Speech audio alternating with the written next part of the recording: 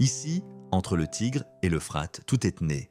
L'écriture, les mythes et trois puissantes religions. Sur les cartes, ce n'est que le confluent de deux fleuves, mais pour des milliards d'êtres humains, c'est un paradis perdu, un Éden légendaire. Aujourd'hui, sous la poussière brûlante d'Irak, il est difficile de discerner la grandeur passée de Babylone ou de Ninive, mais c'est ici que s'est noué le nœud de l'histoire humaine.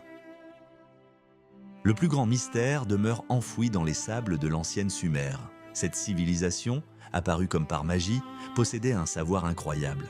Leurs bijoux en or et leur écriture cunéiforme complexe sont si parfaits que beaucoup croient sérieusement à la théorie de visiteurs extraterrestres.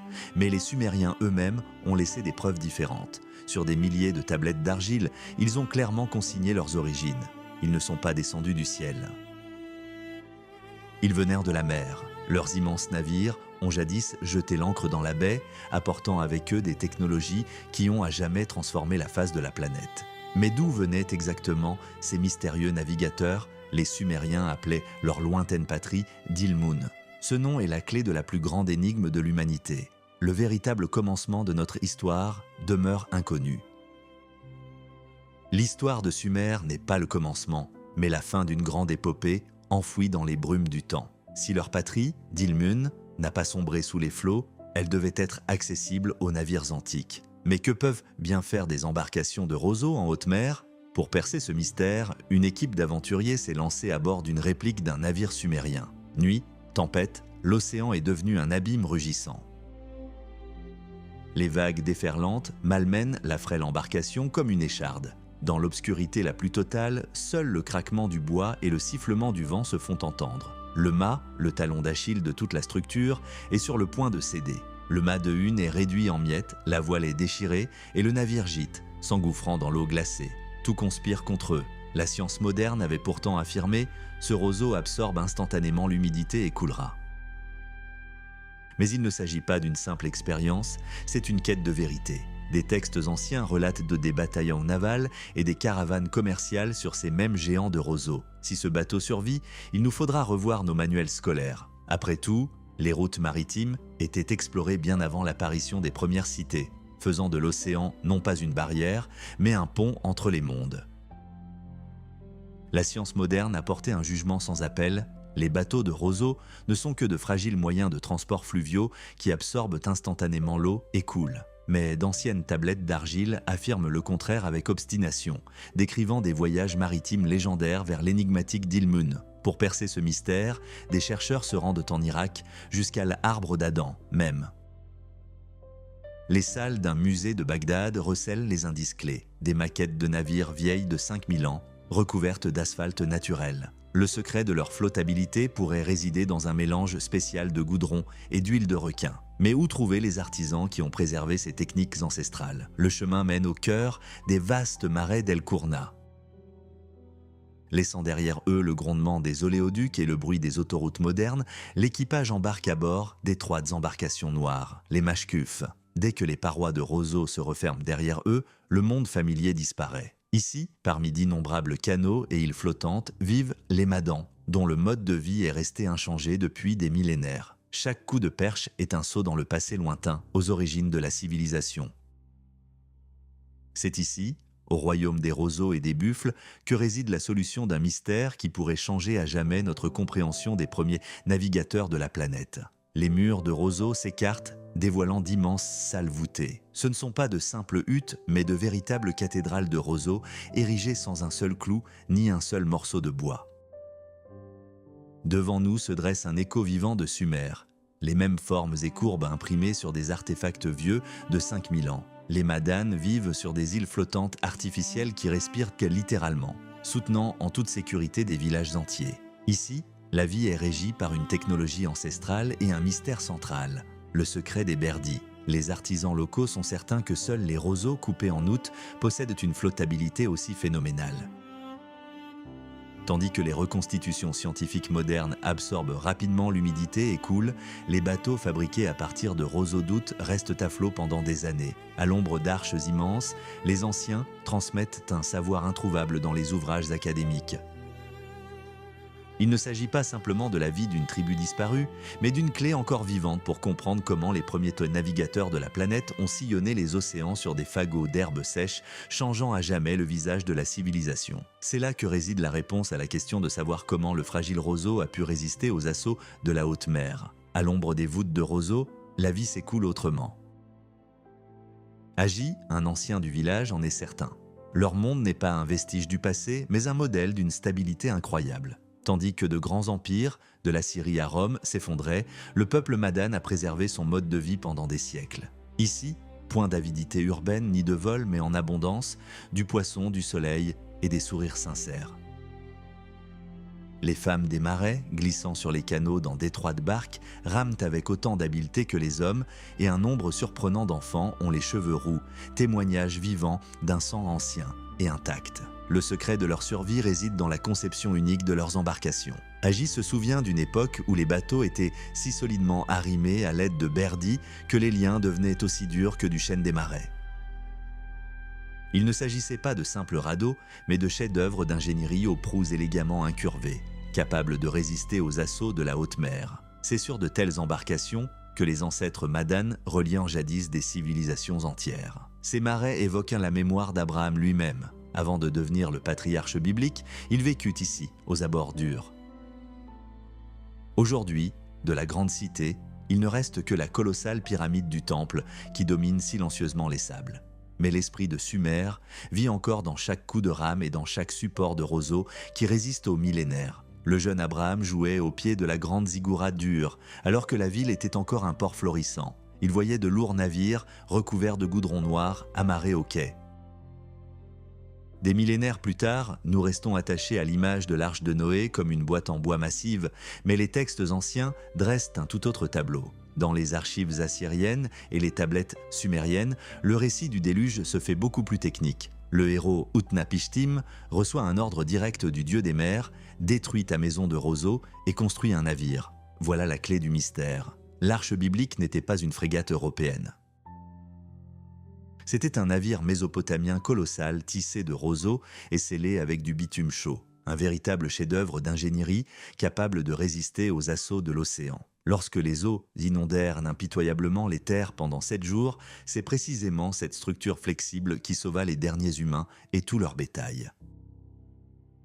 Des artisans de l'Antiquité ont utilisé des centaines de tonnes d'asphalte naturel pour créer une forteresse flottante dont l'envergure est comparable aux fondations de la tour de Babel. Ce qui fut longtemps considéré comme un simple conte pour enfants s'est révélé être un exploit réalisé par d'anciens navigateurs dont les secrets sont encore jalousement gardés par les habitants des marais irakiens. Les descriptions bibliques de l'arche paraissent étonnamment modestes comparées aux légendes assyriennes de géants colossaux à 9 ponts. Mais il ne s'agit pas d'une simple exagération poétique. Les anciens Sumériens, qui ont érigé des zigguras artificiels, maîtrisaient manifestement les secrets de la construction à une échelle incroyable. Les fouilles archéologiques confirment que sous les sables de l'antique Ur repose une épaisse couche de limon, témoignage silencieux de la catastrophe qui a jadis englouti toute la Mésopotamie. Pour prouver la viabilité maritime de techniques oubliées, une expérience audacieuse est en cours. La construction d'un navire de 18 mètres de long en roseau. Le travail dans les marais irakiens se transforme en une véritable lutte pour la survie. Une chaleur de 50 degrés fait littéralement fondre toute forme de vie. Et des tueurs invisibles, les larves de schistosome, rôdent dans les eaux stagnantes, capables de pénétrer instantanément la peau et de détruire le corps. Une seule erreur suffit à faire basculer l'expédition dans la tragédie. Même la logistique se complexifie. Le boom pétrolier a paralysé les ports locaux et tout le matériel doit être acheminé par camion depuis l'Allemagne à l'autre bout du monde. Il ne s'agit pas simplement de reconstituer un bateau ancien, mais de faire revivre le génie technique de nos ancêtres, qui a jadis permis à l'humanité de survivre au déluge et de conquérir les océans. Tandis que les travaux battent leur plein dans les marais irakiens, les meilleurs artisans d'Europe préparent le gréement. Des rames géantes et des mâts de 10 mètres sont sculptés dans du frêne, tandis qu'en Égypte, des voiles sont confectionnés selon des modèles ancestraux. Un immense camion transportant des tonnes de matériel file déjà à toute allure depuis Hambourg, traversant la moitié du globe. C'est une aventure planétaire. 6 des plus grandes chaînes de télévision du monde ont signé un contrat de tournage. La condition est stricte, le caméraman filmera tout, même si le navire coule. Les essais en soufflerie du modèle confirment la viabilité du concept. Mais le plastique n'est pas du roseau et nul ne sait comment un bateau réel se comportera sous la charge. La situation est aggravée non seulement par les vagues, mais aussi par la politique. Une simple erreur de terminologie dans les documents et l'expédition se retrouve au cœur d'une crise diplomatique. Ce golfe doit-il être appelé golfe Persique ou golfe Arabique? Même l'ONU est incapable de trancher. Les premiers volontaires rejoignent l'équipe, parmi lesquels un ingénieur norvégien surnommé Horsepower. Ils doivent assembler le navire sans un seul clou, en ne comptant que sur des cordes et leur confiance en leur réussite. L'enjeu est de taille et le temps presse avant le lancement. L'expédition faillit s'achever avant même d'avoir commencé. Les provisions en provenance de Hambourg arrivèrent en retard. Une montagne de viande avariée. Le camion resta immobilisé une semaine à la frontière, tandis que les chauffeurs repoussaient les embuscades kurdes. À l'intérieur, la température dépassait les 70 degrés Celsius. Le bambou craquait sous les tirs et les boîtes de conserve gonflaient comme des boulets de canon. Une escorte allemande paniquée se mit à jeter des fromages et des saucisses de première qualité directement dans le Tigre, convaincue que tout était irrémédiablement perdu. La vie quotidienne n'était pas de tout repos. Des hordes de cafards géants jaillissaient des canalisations des douches de l'hôtel, transformant chaque matin en une lutte pour la survie. Mais le comble de l'absurdité commença sur le chantier. Tandis que les ouvriers creusaient les tranchées pour la quille et y déversaient des briques sumériennes jaunes, les autorités débarquèrent. Des hommes en costume observaient les fouilles avec horreur. Un choc des réalités s'ensuivit. Le gouvernement s'attendait à des aménagements paysagers, mais se retrouva avec de profonds fossés pour un gigantesque navire en roseau. Les malentendus dégénérèrent rapidement en scandale. Les autorités n'arrivaient pas à croire que quiconque de sensé puisse envisager de construire un véritable navire à cet endroit. Le chantier devint le théâtre d'une lutte d'intérêts. D'abord, un élu local menaça de se pendre à un palmier si on ne l'autorisait pas à agrandir un hôtel sur le site même du futur chantier naval. Puis, une véritable armée de camions déferla. Des centaines de véhicules déversèrent chaotiquement des tonnes de roseaux dorés, transformant la zone en une jungle impénétrable. Lorsque les contremaîtres nouèrent le premier fagot géant, ils constatèrent qu'il était si lourd que même 80 ouvriers robustes ne parvenaient pas à le déplacer. Mais le pire restait à venir. Alors que les cales complexes étaient en train d'être construites avec du bois rare, des hommes munis de mètres rubans firent leur apparition. Le gouvernement avait décidé qu'une fontaine ornementale devait être érigée ici même, au beau milieu du chantier. Les ouvriers creusèrent un immense trou, bloquant tout accès, et disparurent tout simplement, ne laissant derrière eux que ruines et chaos. Le projet s'enlisa. Il s'avéra que l'Irak avait depuis longtemps oublié comment construire de grandes embarcations en roseau. Pour faire revivre cette technologie sumérienne perdue, il fallut faire appel aux Indiens Aymaras du lointain lac Titicaca. Seuls ces descendants du légendaire Kon-Tiki détenaient encore l'ancien secret. Comment transformer de simples herbes en une embarcation capable de résister aux assauts dévastateurs des vagues. Les légendes aztèques et incas racontent l'histoire de mystérieux dieux barbus venus d'outre-mer. Ces maîtres énigmatiques auraient érigé les grandes pyramides et transmis aux Indiens un savoir en avance sur leur temps. Le secret de leur pouvoir résidait dans leurs embarcations de roseaux capables de défier les éléments. Pour vérifier cette théorie audacieuse, les derniers gardiens de technologie perdue, les Indiens Aymaras des hauts plateaux du lac Titicaca, furent convoqués dans les marais irakiens. L'hôtel Gardens of Eden se transforma instantanément en un véritable chaudron bouillonnant. Des hordes de journalistes, des caméramens de la BBC et des montagnes de matériel encombraient le moindre recoin, tandis qu'un vieux climatiseur rugissait dans un coin comme une bête enragée. Au milieu de ce chaos et de cette chaleur suffocante, apparurent 5 artisans trapus vêtus de ponchos de laine. Leurs seuls outils étaient un simple caillou et un crochet en bois. Mais dès que les légendaires charpentiers de marine posèrent les yeux sur les roseaux irakiens récoltés, leur espoir de triomphe fit place à la panique. La plante locale se révéla un adversaire redoutable. Contrairement au papyrus dense, le berdi irakien s'enlevait entre leurs mains comme une pelure d'oignon. Les artisans prononcèrent un verdict sans appel. Une telle herbe ne résisterait pas aux assauts dévastateurs de l'océan. L'expédition, avant même de prendre la mer, se trouvait au bord d'un échec catastrophique. La crise du roseau en Irak s'est transformée en un triomphe inattendu. Il s'est avéré que la plante locale était encore plus résistante que le papyrus. Ces tiges n'avaient pas besoin d'être taillées. ce qui empêchait l'humidité de s'infiltrer. Mais la véritable découverte fut celle des populations. Les Indiens Aymaras et les Arabes des marais, séparés par les océans, ont trouvé un terrain d'entente sans interprète. Les artisans se sont simplement assis en cercle et ont commencé à tisser. Bientôt, ils échangeaient joyeusement ponchos et kéfiers, travaillant comme une seule et même machine bien huilée. Le chantier offrait un spectacle fascinant. 30 ouvriers portèrent sur leurs épaules des fagots de 18 mètres de long, tels d'énormes dragons écailleux. Soudain, une véritable guerre de l'eau éclata. Les roseaux secs cassaient comme des allumettes et nécessitaient un réarrosage constant. Le chaos s'installa à l'hôtel. Toute l'attention étant concentrée sur le chantier, les journalistes se retrouvèrent coincés sous la douche, baignés de mousse. Des cris de « Makumai !»« Plus d'eau !» résonnaient en toutes les heures au-dessus du Tigre. Malgré la chaleur étouffante, 3 semaines plus tard, les 2 coques gigantesques étaient de prêtes. Il ne manquait plus que le dernier élément crucial, la voile. Mais les artisans de Bombay n'étaient toujours pas arrivés, et sans eux, ce colosse de roseaux risquait de rester définitivement échoué. Les coques de roseaux gisaient gelées sur le rivage. Mais le problème principal demeurait. Personne ne pouvait barrer ce colosse. L'époque de la voile dans le Golfe était révolue depuis longtemps. Tout s'était passé au pétrole bon marché. Finalement, 3 experts venus d'Inde arrivèrent. L'équipe, qui comprenait le médecin soviétique Yuri Senkevich et l'américain Norman Baker, leur réserva un accueil fastueux. Cependant, tout tourna au désastre. Il s'avéra que ces prétendus marins n'avaient jamais navigué qu'à moteur et ignoraient tout de la voile. La situation s'aggrava. En route vers le port, le wagon transportant les Indiens fit 3 tonneaux et finit sa course dans un fossé. Après être sortis de l'épave, les passagers, terrifiés, refusèrent catégoriquement d'embarquer sur la barque de roseaux et s'enfuirent chez eux par le premier vol. L'expédition était dans une impasse.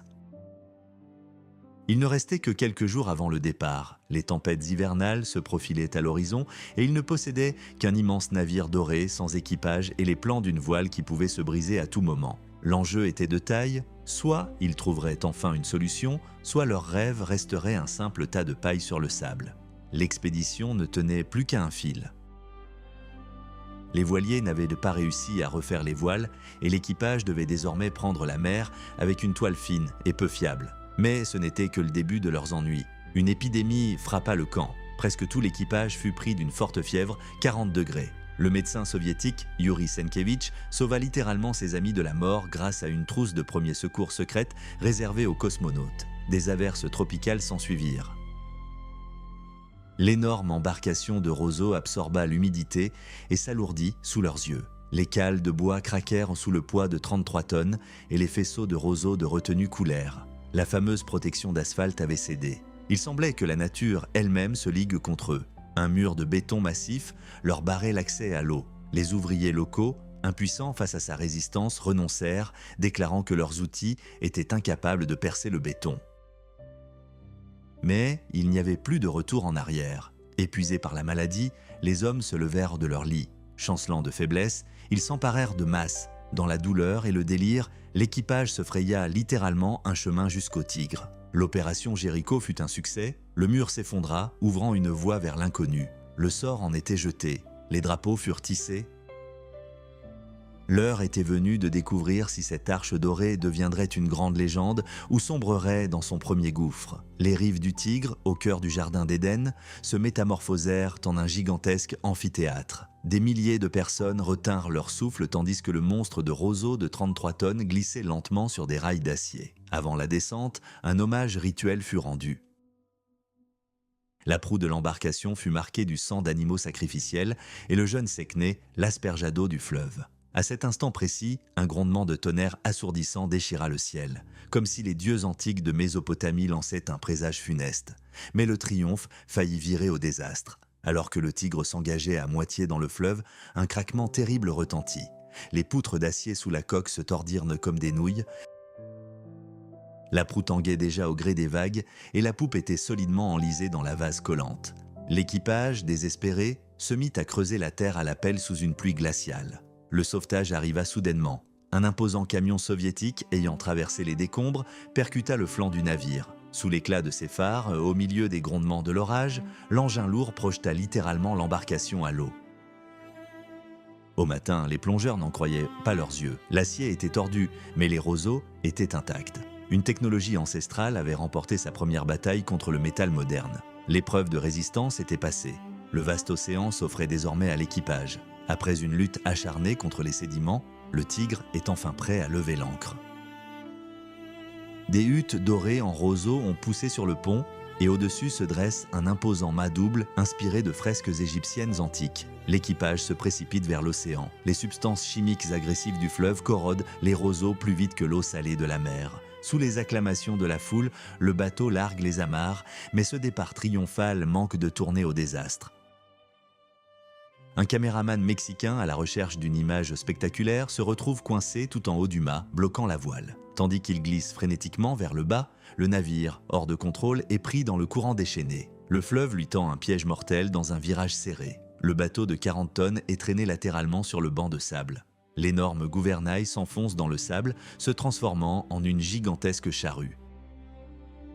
Le bois lourd craque sous le poids monstrueux, le pont de bois cède et la rive se rapproche à grands pas. Il semblait que la grande expédition allait s'achever avant même d'avoir commencé. Ce n'est qu'au dernier moment, alors qu'il ne restait que quelques instants avant l'inévitable naufrage, que l'équipage parvint à prendre le vent et à arracher le bateau à son emprise tenace. Tigris déploya enfin ses voiles et mit le cap sur le large. Devant eux s'étendait l'inconnu. Après avoir frôlé le naufrage, le Tigre se frayait un chemin précaire entre les palmiers. L'embarcation d'escorte filait à sa droite jusqu'à ce que les pilotes disparaissent pendant 2 heures à la recherche des marins égarés. Enfin, le fleuve se redressa, prenant une surface lisse comme un miroir. D'anciens fours à briques flottaient au loin, fumant comme des volcans, et le courant s'apaisa soudain, s'écoulant à contre-courant sous la pression de la marée. Ce soir-là, l'équipage jeta les lourdes ancres, clouant littéralement le bateau au fond vaseux à l'aide de leurs perches. Ce n'est qu'à présent, dans le silence de la nuit sumérienne, que la folie des derniers jours s'était apaisée. Le lancement avait été un véritable chaos, des foules en délire se pressaient sur le navire pour obtenir des autographes, et même un passager lambda, un charpentier russe, n'avait pas réussi à débarquer à temps. Un incroyable mélange international de personnages réunis autour d'une même table. L'Américain Norman Baker, un atlas nerveux et un vieux loup de mer chevronné. Le médecin soviétique Yuri Senkevich, un géant au cœur tendre et aux nerfs d'acier. L'alpiniste italien Carlo Mori, un génie des nœuds capable de dompter n'importe quelle corde. 11 personnes d'horizons différents, prisonnières d'une barque de roseaux au milieu de l'éternité. L'inconnu les attend et il n'y a pas de retour possible. Pour ces âmes courageuses, tout ne fait que commencer. Désormais, leur destin est entre les mains de l'océan. L'équipage est d'une incroyable diversité. Le capitaine allemand de 26 ans est un athlète taciturne et un pacifiste convaincu. Son exact opposé est Carrasco, un Mexicain d'origine allemande. Sous ses airs d'industriel bedonnant typiques, il est en réalité un aventurier désespéré.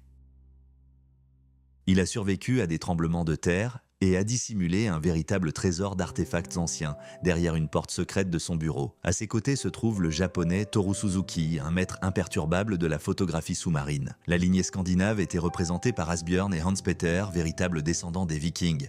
Génies de la technique et farceurs incorrigibles. Le benjamin du groupe était Rachad, un étudiant irakien de 20 ans, futur historien de l'art. Le 11e était l'américain Norris Brock. Caméraman professionnel, il ne fait qu'un avec sa caméra. Son rôle n'est pas simplement de documenter le voyage, mais de saisir l'instant où les nerfs de l'équipage atteignent leurs limites. Dans l'espace confiné d'une embarcation en roseau, la principale menace n'est pas une tempête, mais l'âme stress de l'expédition. Ce poison psychologique pousse les gens à s'en prendre les uns aux autres pour un rien. Tandis que certains s'emportent sur le pont, Norris attend calmement la première explosion de colère, sans jamais lâcher son objectif. Le caméraman Norris Brock comprit rapidement qu'il n'y avait personne d'autre à bord. Il posa sa caméra et se mit à la garde avec les autres. Pendant que l'équipage réparait les flancs avec des peaux de bison, un problème technique survint. Les gigantesques avirons de direction menaçaient de détruire le pont en virant. Il fallut donc les tailler à la hache, directement sur le pont. Mais le véritable cauchemar restait à venir. Pendant la nuit, le fleuve se couvrit soudain d'étranges flocons blancs. Ce n'était pas de la neige. Des déchets industriels provenant de la papeterie avaient recouvert le Tigre, transformant l'eau en une masse gluante. L'équipage constata avec horreur que le tirant d'eau du navire avait commencé à augmenter. Les vieux roseaux avaient-ils commencé à absorber les produits chimiques et à pourrir avant même d'atteindre la mer? Bassora les accueillit au son des sirènes et aux salves des navires de guerre, mais leur triomphe fut assombri par les tensions croissantes à la frontière iranienne. Afin d'éviter un scandale international lié à l'éternel différend sur le nom du Golfe, les voyageurs décidèrent de l'appeler par leur propre nom, sumérien. Les pilotes longeaient nerveusement la côte irakienne, craignant de franchir une ligne invisible. L'océan s'étendait devant eux, et derrière eux se trouvait un fleuve empoisonné et une poudrière politique, prêt à s'embraser à la moindre étincelle. Cette nuit-là, sur le Tchat al-Arabe, le Tigre se retrouva pris au piège. Les gouvernails s'enfoncèrent dans la vase comme des cuillères dans du beurre froid.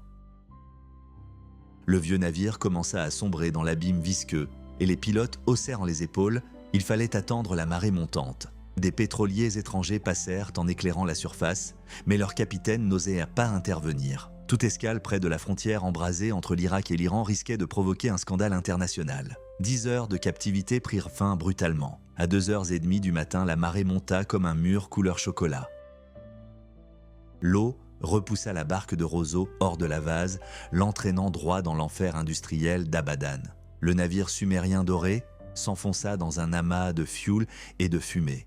On aurait dit que le monde moderne cherchait à étouffer cette entreprise audacieuse. Après avoir franchi le dernier port, l'expédition s'engagea enfin en haute mer. Pendant des décennies, les scientifiques avaient affirmé que les radeaux de roseaux ne résisteraient pas aux conditions extrêmes de la mer et couleraient. L'équipage s'apprêtait à prouver le contraire, mais leur triomphe fut assombri par une découverte terrifiante. Le médecin de bord, Yuri Senkevich, prit le capitaine à part pour une discussion sérieuse. Les roseaux absorbaient l'eau beaucoup plus vite que prévu. Une menace planait sur le Tigre, une menace qui pourrait mettre fin à son voyage dès le départ. La situation à bord était devenue critique. Le médecin du bord, Yuri Senkevich, remarqua un détail effrayant. Le Tigris s'enfonçait de plus en plus.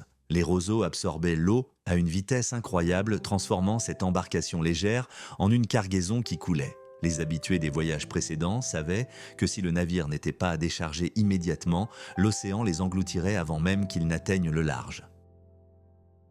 Les promesses des Arabes des marais quant à la flottabilité éternelle des roseaux s'évanouissaient sous leurs yeux. Tout fut impitoyablement jeté par-dessus bord. Matériel de plongée coûteux, batteries imposantes et même de précieuses pièces de bois. La mort se referma littéralement sur les explorateurs. L'équipage se retrouva pratiquement sans défense face aux éléments. Mais à peine le navire allégé qu'un nouveau désastre survint.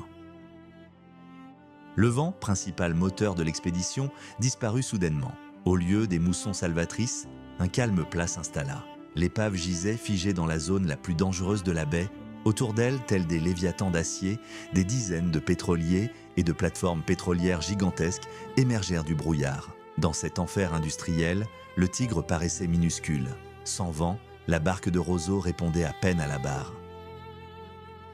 Un seul faux mouvement et le cargo de plusieurs tonnes écraserait les fragiles roseaux sans même s'en apercevoir. Désormais, chaque heure comptait et l'abîme de l'océan attendait sa proie. Un calme plat et un courant de marée traître faillirent anéantir l'expédition, ramenant inexorablement la barque de roseaux vers les dangereuses embouchures du fleuve. À ce moment critique, une étrange embarcation orange surgit soudain du brouillard, propulsée uniquement par la force musculaire de ses rameurs parfaitement coordonnés. Il s'agissait de marins du cargo soviétique Slavsk. Reconnaissant le célèbre Yuri Senkevich à bord du Tigre, ses compatriotes accoururent aussitôt à leur secours. Un bref répit, agrémenté d'un bortsch russe fumant et de la légendaire hospitalité du capitaine Ouzakovski, laissa rapidement place à une nouvelle épreuve, encore plus terrible. Le vent tant attendu gonfla enfin les voiles, mais la nature leur avait tendu un piège cruel. Les éléments s'étaient de jouer d'eux. Au lieu de se diriger vers Bahreïn, un puissant courant du sud poussait le fragile navire vers le Koweït. Le Tigre filait à toute allure droit vers les eaux peu profondes et traîtresses de l'île de Failaka. Les cartes marines décrivaient ces zones comme totalement impraticables et les anciennes instructions nautiques mettaient en garde contre des rivages hostiles et inhabités. Le vieux navire fonçait toujours plus vite vers le danger et faire demi-tour était impossible.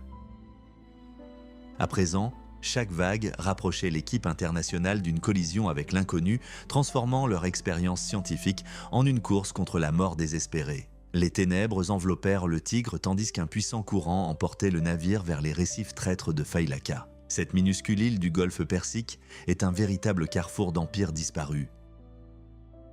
Bien avant qu'Alexandre le Grand n'y érige le temple d'Artémis, les Sumériens, les Akkadiens et les Babyloniens explorèrent ces rivages. Les découvertes archéologiques à Failaka sont stupéfiantes. Des sceaux provenant de la lointaine vallée de l'Indus et même du granit égyptien orné de scarabées ont été mis au jour dans le sable. Preuve directe que les anciens navigateurs reliaient de grandes civilisations des milliers d'années avant l'apparition des cartes modernes.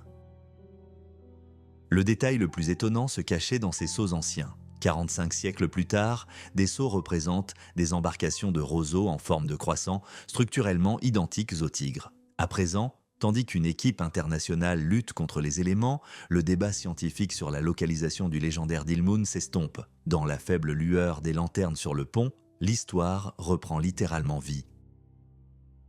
Les explorateurs découvrent par eux-mêmes si ces navires d'apparence fragile auraient pu conquérir les océans. Chaque vague met à l'épreuve la technologie de l'âge du bronze, transformant une dangereuse dérive en un rendez-vous avec l'éternité. Failaka se rapproche inexorablement et devant elle ne se trouve que l'inconnu, dissimulé dans le grondement des vagues et les légendes ancestrales. Les sceaux antiques de l'île de Failaka recèlent un code mystérieux. Les proues des pirogues de roseaux sont ornées de cornes de gazelle, transformant l'embarcation en une créature mythique. Il ne s'agit pas d'un simple ornement, mais d'une véritable empreinte historique. Des archéologues ont découvert des images identiques sur des rochers du désert égyptien. Des milliers d'années avant les pharaons et l'invention de la roue, ces gazelles marines sillonnèrent déjà les flots, reliant la mer Rouge au golfe Persique. Ce motif, littéralement conçu pour fendre les vagues, prouve que les civilisations antiques communiquaient entre elles bien avant l'apparition des cartes. Aujourd'hui, l'équipe internationale du Tigris emprunte les routes de ses ancêtres. La nuit est devenue un piège mortel. Un vent violent pousse inexorablement la frêle embarcation de roseaux droit sur les récifs obscurs. Un phare est indiqué sur la carte, mais dans l'obscurité totale, aucun repère n'est visible. Le seul signe de terre est le grondement terrifiant et croissant des vagues. Le fracas des vagues contre les rochers se rapproche inexorablement, couvrant le sifflement du vent et les cris de l'équipage. Quelque part devant eux, derrière un mur d'obscurité impénétrable, se dressent les falaises déchiquetées de Failaki. La navigation ancestrale se heurte à la dure réalité de l'océan. Un seul faux pas, et l'expédition moderne s'achèvera par un naufrage sur les rivages mêmes qui accueillirent les premiers grands navigateurs il y a 5000 ans. Dans l'obscurité la plus totale, l'équipage du Tigris tente désespérément de s'accrocher au fond. La première ancre coule, mais le câble, sous la tension monstrueuse, cède. Ils utilisent pour leur dernier recours l'ancre de secours. Quelques secondes d'angoisse insoutenable, puis un autre craquement assourdissant. Le câble a rompu. Désormais, la fragile embarcation de roseaux est totalement sans défense face aux rochers acérés de l'île de Failaka. Le courant et les vents de la tempête entraînent inexorablement le navire sur les récifs. Désespérés, ils jettent par-dessus bord une ancre flottante, un simple sac en toile. Un phénomène incroyable se produit. Le cône se bouche sous l'effet d'un épais limon et s'enfonce dans la terre collante. La dérive s'arrête à un pas des rochers. Toute la nuit, les marins envoient des signaux de détresse dans le vide. Mais la côte reste étrangement indifférente. Ce n'est qu'à l'aube que la voix du capitaine du Slask, navire soviétique, parvient à percer les grésillements de la radio. Le désastre semble évité, mais l'océan réserve une nouvelle épreuve périlleuse. Avec la marée haute, le courant change. Le sac rempli de boue perd ses repères et commence à glisser lentement sur le fond marin. Le Tigris reprend vie et accélère, fonçant droit sur le récif rocheux. Alors qu'il ne reste que quelques minutes avant l'inévitable naufrage, le temps presse pour tenter un sauvetage. Mais l'équipage a encore un plan risqué. L'équipage du Tigris est confronté à un choix, un naufrage inévitable sur des rochers escarpés ou une manœuvre désespérée à travers un labyrinthe de deux récifs. La décision est prise. Le cargo soviétique Slavsk apparaît enfin à l'horizon. Le capitaine Igor dirige personnellement l'opération de sauvetage et met à l'eau une vedette à moteur. Mais l'océan refuse de lâcher prise. L'énorme embarcation de roseaux, poussée par un vent violent, se révèle plus forte que le puissant moteur et entraîne les sauveteurs droit vers les eaux peu profondes. À ce moment critique, 3 boutres arabes émergent de l'épaisse brume marine. Ce ne sont pas des pêcheurs paisibles, mais de véritables vautours des mers. Les contrebandiers attendent froidement que le navire s'échoue pour profiter de l'épave. En échange de leur aide, ils exigent une rançon exorbitante, des milliers de dollars. Le capitaine Igor est furieux, il est prêt à lutter contre les éléments jusqu'au bout et refuse catégoriquement de payer les bandits. Mais le soleil disparaît rapidement à l'horizon, plongeant la baie dans un abîme obscur. Devant eux se dressent les récifs inconnus et traîtres. L'enjeu est la vie non seulement des explorateurs eux-mêmes, mais aussi des marins soviétiques venus à leur secours. Pour éviter la tragédie, le chef de l'expédition décide de conclure un marché humiliant. Il n'y a pas de retour en arrière, ils paieront. Dans la cabine, ils s'affairent à réunir la rançon. Il n'y a pas de dinars koweïtiens, seuls les dinars irakiens sont acceptés. Les pirates sont inflexibles. Ils garderont Rachad en otage jusqu'à ce que les navires atteignent des eaux plus profondes. Un périple éprouvant à travers l'obscurité totale commence. 3 boutres arabes remorquent une barque de roseaux et quelque part à l'horizon, le Slavsk, navire soviétique imposant, attend. Au bord du banc de sable, le dénouement se déroule. À la lueur des lampes à pétrole, les embarcations se frôlent dangereusement dans les vagues. Les équipages s'agrippent à des perches de bambou pour éviter les collisions. Une liasse de billets change de main et Rachad remonte à bord. Les contrebandiers disparaissent aussitôt dans la nuit, tels des fantômes. Mais les épreuves ne sont pas terminées. Le Slavsk prend le Tigre en remorque. Le géant de fer avance lentement. Mais pour le fragile roseau, c'est un véritable supplice. Le grincement des cordages et le fracas des vagues secouent la coque. Au matin, le soleil de Mésopotamie se lève sur la baie, ces mêmes eaux où voguait jadis l'arche de Noé. Les explorateurs sont sains et saufs, mais le début de l'expédition ressemble davantage à un désastre. Au lieu d'un voyage triomphal à la voile, ce sont des rames brisées, des ancres perdues et une dépendance humiliante à un câble d'acier. Les secrets ancestraux de la navigation ne sont toujours pas pressés de se révéler aux casse-cou modernes. Soudain, les secousses s'intensifièrent et la proue du Tigris disparut dans un tourbillon d'écume. Le Slavsk prit de la vitesse et le câble d'acier cassa net. Lorsque l'écume retomba, l'équipage découvrit un spectacle terrifiant.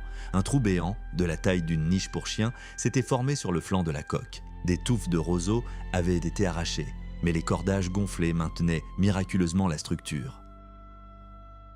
Le capitaine du Slavsk reçut l'ordre direct de Moscou de remorquer l'expédition jusqu'à Bahreïn. Une nouvelle tentative de remorquage tourna au drame. Les puissantes hélices du géant d'acier tirèrent l'embarcation de roseaux sous sa poupe, manquant de peu de briser le mât et les étraves. Ce n'est qu'après 2 heures d'une lutte acharnée qu'un nouveau remorqueur fut enfin disponible. Tandis que le géant de fer les tirait au-delà des plateformes pétrolières, l'équipage étudiait de vieilles cartes. Ces eaux étaient sillonnées depuis des siècles par des marchands sumériens venus d'Ur qui y apportaient du cuivre de Dilmun et de l'ivoire des lointaines Indes. C'est ici que naquirent les légendaires navires de roseaux, les Emagour, prototypes de tous les navires en bois antiques. Les Sumériens croyaient que si les intentions des marins étaient nobles, le dieu soleil les guiderait jusqu'au port. Mais pour les téméraires d'aujourd'hui, ce voyage se transformait en une véritable lutte pour la survie au milieu des vagues et de l'acier. Tandis que le Tigre fend les flots, l'équipage tente de percer le mystère principal. De quoi étaient défaits les légendaires navires Magur? Le papyrus ne poussait pas en Mésopotamie, mais on y trouvait en abondance le berdi, une tige de roseaux robuste provenant des marais. C'est sur ces roseaux géants que les dieux ancestraux arrivèrent jadis du mystérieux Dilmun. Ces navires étaient d'un colossaux, les répliques modernes paraîtraient de minuscules à côté des originaux antiques qui transportèrent des centaines de tonnes de marchandises, du bétail aux huiles précieuses. L'archéologie révèle un fait encore plus étrange. La civilisation sumérienne ne s'est pas développée progressivement. Elle a émergé soudainement, à l'apogée de sa gloire. Le sud aride de l'Irak est dépourvu de métaux et de pierres, et pourtant, les tombeaux antiques regorgent de casques d'or et de lapis-lazuli. Des artisans de l'Antiquité ont érigé des dômes et des arches des milliers d'années avant que le monde occidental ne les maîtrise. Tout converge vers une seule conclusion. Ce peuple venu de la mer possédait déjà des technologies extraordinaires. Se proclamant descendants du soleil, ils ont transformé les rivages déserts en un jardin luxuriant. L'expédition suit leurs traces, tentant de remonter aux origines de l'humanité dans les embruns salés du Golfe. Les archéologues ouvrirent les tombeaux durs et restèrent figés. Ce qui s'offrait à leurs yeux n'était pas seulement un trésor, mais un drame sanglant et horrible. Casques d'or, poignards en lapis-lazuli et coupes élégantes côtoyaient des sacrifices de masse. Les cryptes abritaient des dizaines de dames de la cour, des gardes casqués de cuivre et même des musiciens, les mains à jamais figées sur les cordes de leur harpe. Une grandeur payée au prix de centaines de vies. Mais d'où provenaient ces richesses dans cet Irak aride? On n'y trouve pas un seul gramme d'or ni de pierre. Toutes les matières premières sont importées. Les anciens souverains, que l'on qualifiera plus tard de dieux, étaient les plus grands navigateurs. Ils ont conquis les océans et découvert des matériaux rares à des milliers de kilomètres de leur terre, bien avant l'avènement des premiers empires. Aujourd'hui, l'expédition à bord du Tigris, une pirogue à roseau, suit le même itinéraire. Luttant contre les tempêtes et les querelles politiques à la radio, le navire approche de Bahreïn. Sous un croissant de lune, si évocateur d'un navire antique, les explorateurs aperçoivent aux jumelles les lumières des plateformes pétrolières modernes. Le légendaire Dilmun est presque là. C'est ici, parmi les dangereux bancs de calcaire, que réside la clé de la façon dont une poignée de marins mystérieux ont créé la première civilisation de la Terre. Le remorqueur soviétique disparaît dans le brouillard, laissant le Tigre seul face aux lumières éblouissantes de Bahreïn. Parmi les superpétroliers colossaux et les chantiers navals futuristes, la barque de Roseau semble un fantôme fragile d'une autre époque. Pourtant, c'est bien ici, sous une couche de richesse pétrolière, que se cache le véritable berceau de la navigation. À terre, l'expédition rencontre un homme qui a révolutionné notre compréhension de l'histoire, l'archéologue Geoffrey Bibi. Il a prouvé que cette minuscule île est la légendaire Dilmun mentionnée avec respect dans les plus anciens textes mésopotamiens. Le paysage est saisissant. 100 000 tumulus s'étendent à perte de vue. C'est le plus grand cimetière préhistorique de la planète. Pourquoi les hommes étaient-ils si attirés par ce lieu il y a des milliers d'années? Les fouilles ont révélé une vérité incroyable. Dilmun était au cœur du premier réseau commercial maritime mondial. Mais l'histoire nous enseigne que la prospérité succède toujours au déclin. Les immenses tombeaux royaux se sont réduits au fil du temps, devenant des sépultures exiguës. Face aux catastrophes et aux guerres, ces peuples n'ont pas baissé les bras. Grâce à une puissante flotte, ils pouvaient tout abandonner en un instant et voguer au-delà de l'horizon à la recherche de nouvelles terres, ne laissant derrière eux que d'immenses champs de morts. Les civilisations ne se développent pas toujours sur des siècles. Parfois, elles surgissent soudainement, telles des graines emportées par le vent. En Égypte et au Pérou, les plus grands monuments furent construits en premier, suivis seulement du déclin. Dilmun ne fit pas exception. Pour les Sumériens, cette île minuscule était un Éden sacré, une terre de pureté absolue. C'est là que le légendaire Gilgamesh chercha la fleur d'immortalité auprès de Noé, un survivant du déluge. Le secret de cette splendeur se cachait sous terre. De puissantes sources d'eau douce jaillissaient des vagues salées de la baie, véritable don des dieux dans ce désert brûlant. Des ingénieurs de l'Antiquité avaient de créer un réseau complexe d'aqueducs souterrains, transformant l'île en un jardin luxuriant. Dilmun devint le port de plaisance de l'Antiquité, un riche carrefour commercial où se croisaient les routes des grands empires. Les fouilles menées sous les murs d'anciennes forteresses ont mis au jour une véritable mosaïque historique, des cités millénaires. On y faisait commerce de bois et de cuivre, et le puissant roi Sargon se vantait que les navires de Dilmun étaient amarrés juste devant son palais. Devant nous se trouve non seulement un immense cimetière, mais aussi le cœur encore palpitant du premier réseau mondial, dont les secrets furent gardés pendant des siècles par le sable blanc. Il y a 4000 ans, la mer venait lécher les portes mêmes de Dilmun. De lourds navires chargés de trésors du monde antique mouillaient ici, sur la côte nord de Bahreïn. Les archéologues y ont découvert les vestiges d'un incroyable réseau commercial. Du cuivre d'Oman, de l'ivoire d'Inde et de mystérieux pois. Étonnamment, les marchands locaux utilisèrent le système de mesure de l'Indus, ignorant complètement les étalons de la puissante Sumer. Le cuivre était la principale matière première. L'ampleur du commerce est stupéfiante, une seule cargaison pouvait contenir 18 tonnes de ce métal. On trouve même des lettres de colère, conservées sur des tablettes d'argile où des clients reprochent aux fournisseurs la piètre qualité de leurs lingots et leur arrogance. C'était une époque de concurrence féroce et de transactions transcontinentales. Mais le mystère principal réside au cœur même des remparts. D'anciens artisans ont assemblé d'énormes blocs de pierre avec une telle précision qu'il était impossible d'y glisser une lame. Cette technique de maçonnerie complexe est inconnue en Europe et pourtant, elle unit miraculeusement les constructeurs de bateaux en roseaux du monde entier. Qui a enseigné à ces hommes l'art de dompter la pierre avec une telle maîtrise à une époque où le fer n'existait pas encore? La réponse à cette question demeure enfouie sous le sable brûlant. Le mystère des murs impossibles traverse les océans. Des statues colossales de l'île de Pâques aux forteresses Inca perchées sur les hauteurs en passant par les temples du Maroc, les chercheurs y retrouvent la même signature, d'énormes blocs assemblés avec une précision chirurgicale. Même les grandes pyramides d'Égypte portent cette signature. Mais voici le paradoxe. Les Hittites, dont la culture s'est développée à partir des réalisations sumériennes, étaient passés maîtres dans l'art de travailler la pierre. Pourtant, les Sumériens vivaient eux-mêmes sur une terre d'argile et de limon et connaissaient peu la pierre. Comment cette technologie unique s'est-elle retrouvée à Bahreïn? Sous le sable, des archéologues ont mis au jour un ancien port et des monticules colossaux aux allures de pyramides à degrés. Il ne s'agit pas de simples collines, mais des mausolées des souverains d'une superpuissance oubliée. La légende nomme ce lieu Dilmun, berceau de Ziusudra, que nous connaissons sous le nom de Noé. Pour nous, il n'est qu'un personnage de conte de fées, mais pour les anciens navigateurs, il était un roi bien réel, ayant survécu à un déluge cataclysmique. Face à ces montagnes artificielles, on comprend, se trouve devant nous le berceau de notre histoire. C'est ici que la légende de l'Arche devient le récit poignant d'une époque révolue. La légende prend vie. Les survivants du déluge débarquent d'une immense embarcation de roseaux sur les rivages de Bahreïn. Là, au milieu des eaux salées, des sources d'eau douce jaillissent de la terre, un salut venu d'en haut. Mais aujourd'hui, les anciens mausolées, où les fils de Noé auraient pu être enterrés, sont impitoyablement transformés en chaux.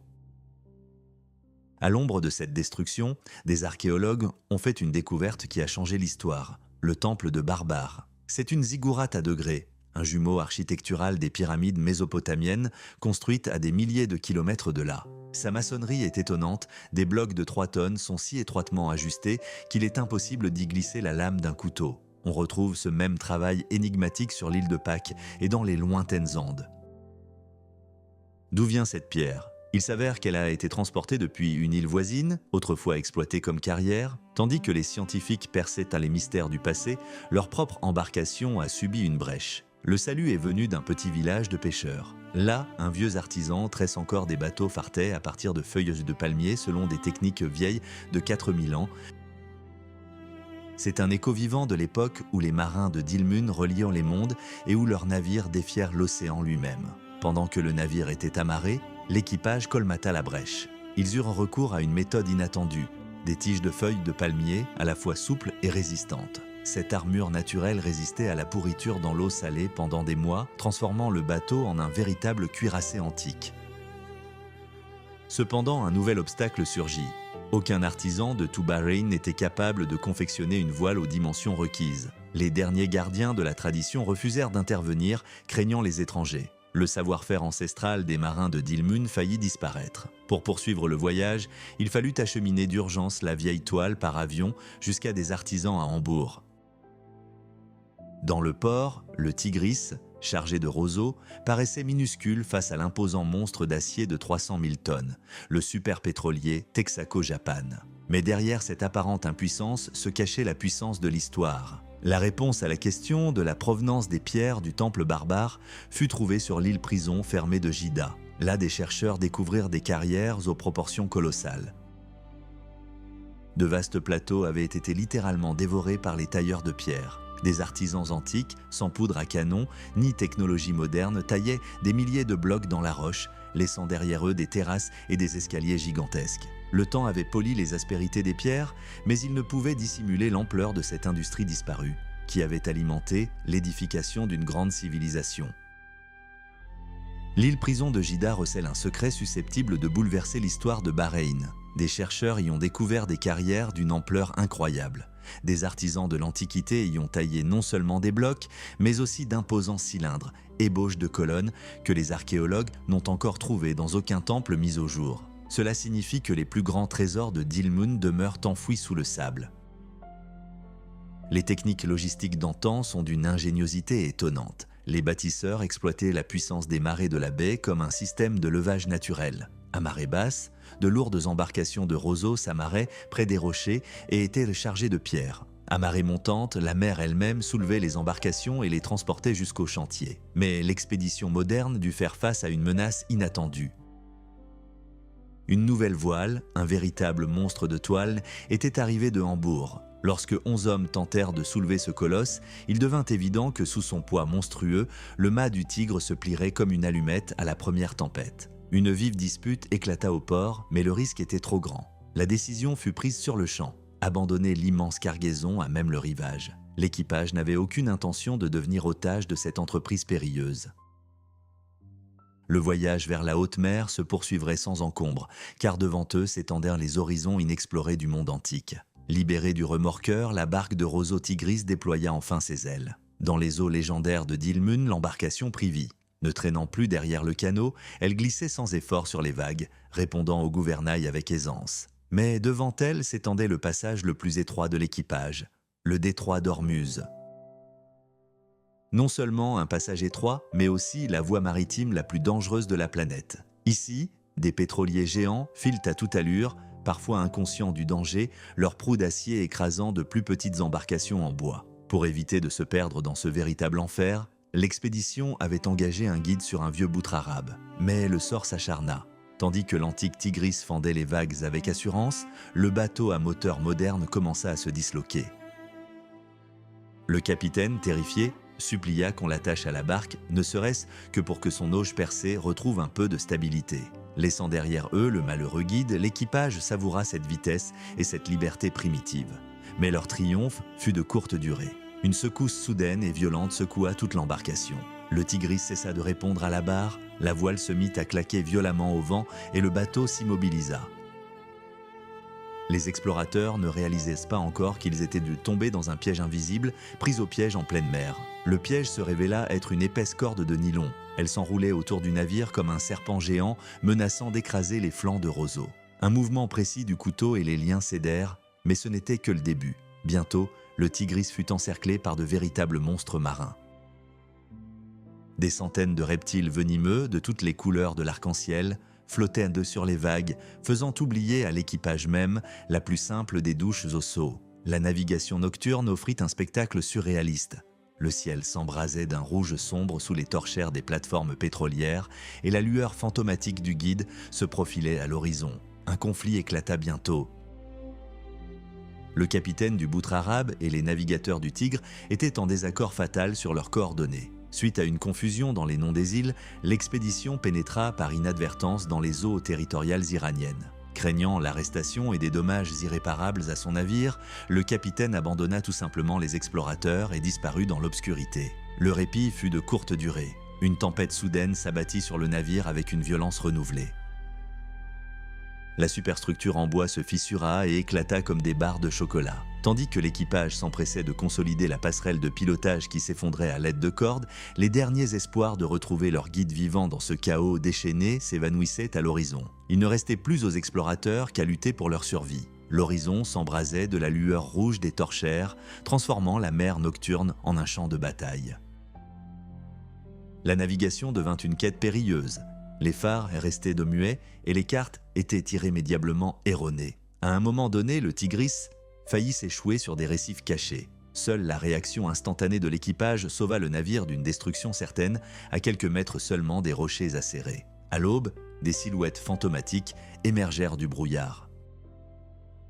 D'immenses plateformes pétrolières, non répertoriées sur les cartes, dominaient les vagues telles des forteresses futuristes. La tempête faisait toujours rage. Un vent furieux s'abattait sur le gréement avec une force dévastatrice, brisant les supports en bois. Les marins, agrippés à des cordages glissants, menaient une lutte désespérée pour survivre, tandis que les masses d'acier des pétroliers filaient à toute allure, totalement indifférentes à l'épave du navire.